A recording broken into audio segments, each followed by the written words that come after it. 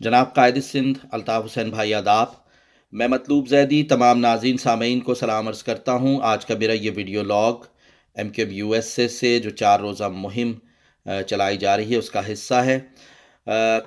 जो जिद्दोजहद 42 सालों से कायद तहरीक मज़लूम आवाम के लिए करते आ रहे हैं, उसकी कोई मिसाल इस खित्ते में नहीं मिलती।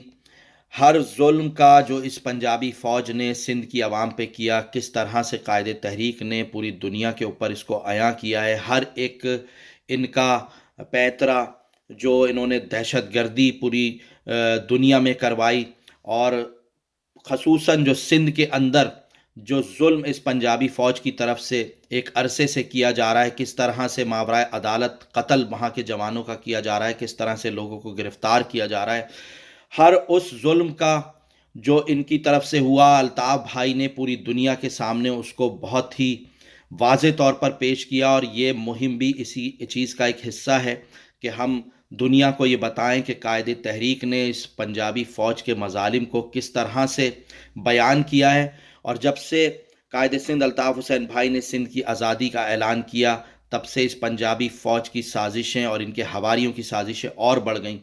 लेकिन इंशाअल्लाह सिंध बहुत जल्द कायद सिंध अल्ताफ़ हुसैन भाई की क़यादत में आज़ादी हासिल करेगा। और जो ये पंजाबी फ़ौज चाइना के हाथों सिंध के और बलूचिस्तान की ज़मीनों को बेच रही है, हम इसको रद्द करते हैं, इसकी भरपूर मजम्मत करते हैं। दुनिया इसका नोटिस ले रही है और चाइना की कॉलोनाइजेशन जो सिंध के अंदर की जा रही है, इसको बंद किया जाए।